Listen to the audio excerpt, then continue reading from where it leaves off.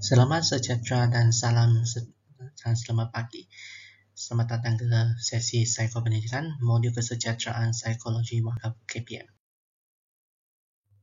Hari ini kita akan bincang tentang apa itu kesihatan mental.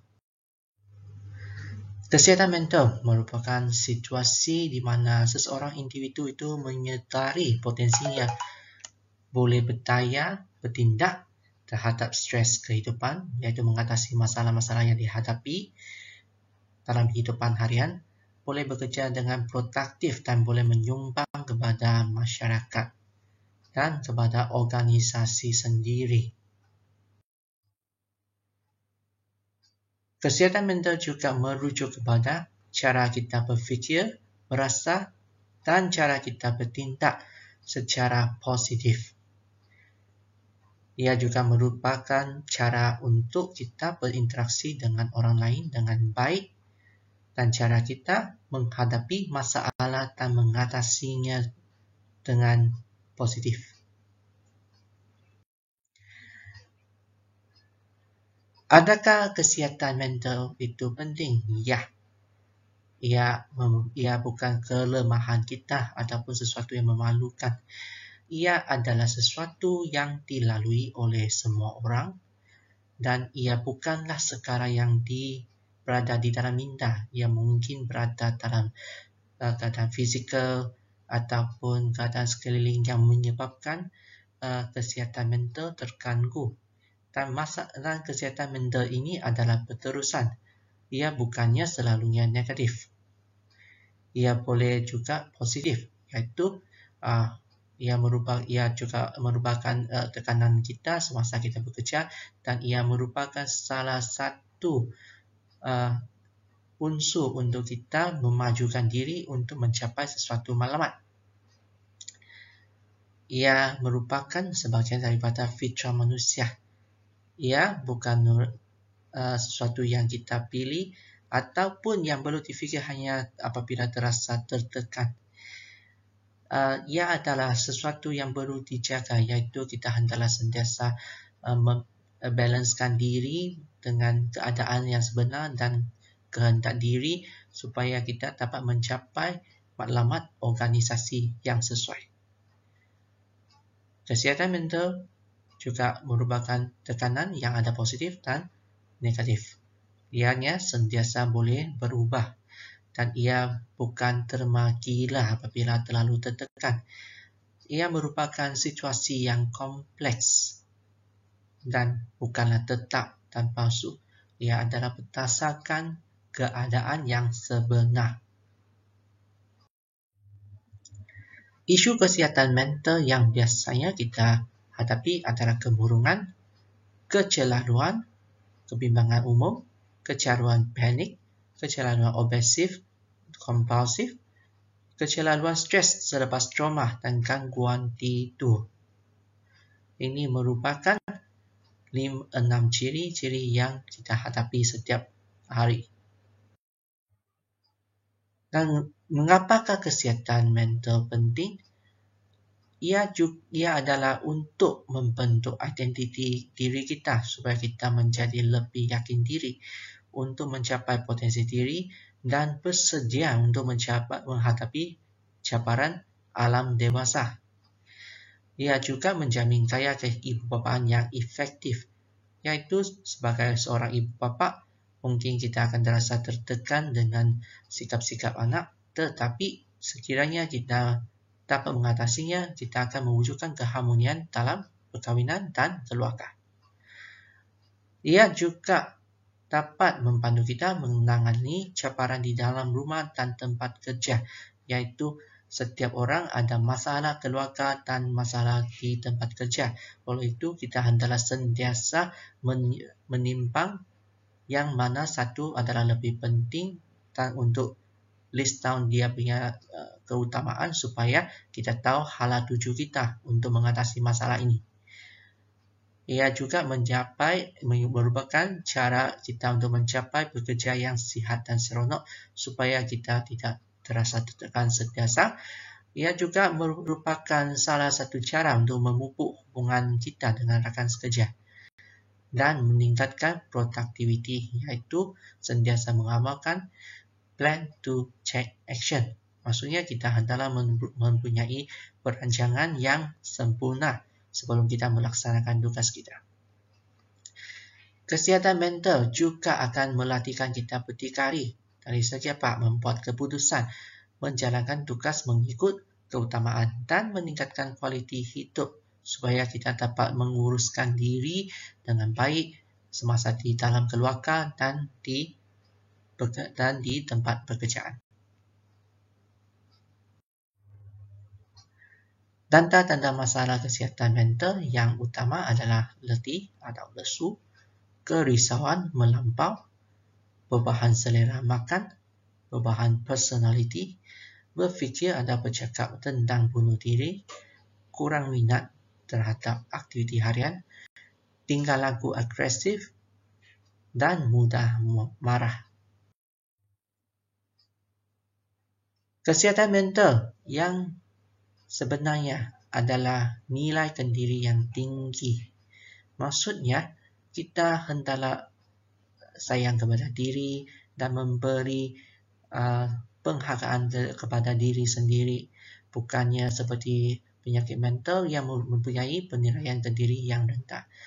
Kesihatan mental akan membawa kita berdikari, iaitu dapat mengurus diri dengan baik apabila menghadapi tekanan dan masalah dan cari jalan untuk menyelesaikannya.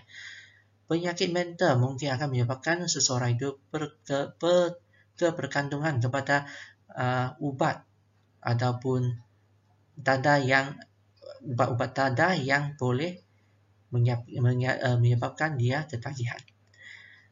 Dan kesihatan mental juga merupakan kemahiran pengurusan yang cekap, iaitu kita dapat balancekan keadaan kerja dan di rumah.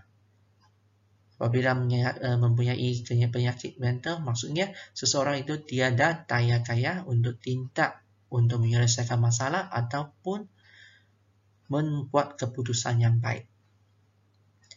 Sekiranya seseorang itu menghadapi tekanan, ia juga mempunyai pandangan yang positif, sentiasa akan merenung diri dan mengubah sikap dan mengubah hala tuju sendiri supaya sendiri dapat mencapai matlamat organisasi yang baik. Sekiranya seseorang itu menghadapi masalah penyakit mental, dia juga mungkin tidak bersemangat dan selalu tidak bersemangat untuk menjalankan tugas dengan baik ataupun melaksanakan tugas. Seseorang yang menghadapi tekanan yang sederhana ataupun yang sedang, dia juga mempunyai pemikiran yang rasional, iaitu mempunyai kesihatan mental yang baik dan sentiasa memikirkan mengapakah perkara ini berlaku dan bagaimana dia dapat mengelakkannya. Sekiranya seseorang itu tidak dapat memikir secara rasional, dia juga akan memikirkan pandangan-pandangan yang tidak logik dan menganggap bahawa semua orang ataupun tempat kerja yang itu tidak sesuai dengannya dan berasa tidak selesa. Pada akhirnya, seseorang yang sihat dari segi kesihatan mental, dia juga akan bersikap bersungguh, sentiasa bersedia untuk menghadapi cabaran yang ada di tempat kerja dan di rumah. Sekiranya seseorang yang mempunyai penyakit mental, dia juga mungkin dia ada motivasi kerana lemah dalam tekanan jiwanya. Apa yang tidak sepatutnya kita kata untuk membantu rakan kerja yang menghadapi masalah kesihatan mental? Perkataan-perkataan yang adalah seperti yang di dalam slide. Tak payah kesian dengan diri sendiri. Kami memang sudah tahu masalah kau. Janganlah minta perhatian. Ini merupakan kata-kata yang mungkin akan menyebabkan dia akan berasa motivasi rendah. So, sekiranya kita hendak memahami seseorang itu adakah dia sihat dari segi kesihatan mental, So, kita akan cuba menyelami hati mereka dan cuba memahami tingkah laku mereka dalam kerja dan cuba mengimbangkan semua keadaan sebelum kita dapat membantu mereka. Bagaimana kita membantu rakan kerja yang menghadapi masalah mental adalah beberapa cara, iaitu apakah kita boleh bantu memudahkan kamu. Ambil masa kamu untuk menjalankan tugas kamu. Jangan kamu berasa tekan. Cuba kamu tenang dulu. Ataupun kamu cari bantuan profesional daripada kawan-kawan lain. Yang penting adalah kita sudi untuk mendengar. Dan selepas itu barulah kita memberi bimbingan yang sebaik mungkin. Cara untuk meningkatkan kesihatan mental adalah yang pertama, iaitu makan makanan yang sihat dan seimbang, berhenti sebentar daripada teknologi dan media sosial, iaitu merehatkan diri supaya kita tidak terlalu fokus kepada mesej-mesej yang dalam WhatsApp atau apakah, iaitu kita cuba memberi masa sendiri untuk merehatkan minda kita. Yang ketiga, libatkan diri dengan senaman sekurang-kurangnya 30 minit sehari. Tulis 3 pencapaian setiap hari, iaitu kita sentiasa mengamalkan plan to check action, iaitu menentukan 3 pencapaian ataupun 3 keutamaan setiap hari untuk kita capai supaya kita tidak terasa tertekan. Yang kelima, pastikan kita mempunyai tidur yang cukup. Sekiranya kita masih terasa tertekan, mungkin kita boleh cari rakan atau keluarga untuk berkongsi perasaan kita. Yang ketujuh, luangkan masa untuk diri sendiri sekiranya Anda terasa letih ataupun tertekan. Iaitu cuba kita menjalankan hobi yang kita suka ataupun perkara-perkara yang kita suka seperti mendengar muzik. Nombor 8, capai pemikiran negatif. Sekiranya kita mula mempunyai pemikiran negatif, kita hendaklah sentiasa menggigisnya dengan fikir secara positif ataupun cuba menanganinya bagaimana kita mau mengatasinya. Yang kesembilan, fokus kepada masa kini. Sekiranya Anda berasa tertekan di sekeliling pekerjaan, maka yang penting adalah kita fokus kepada kerja utama ataupun tugas utama pada masa sekarang supaya kita tidak bercelaluan.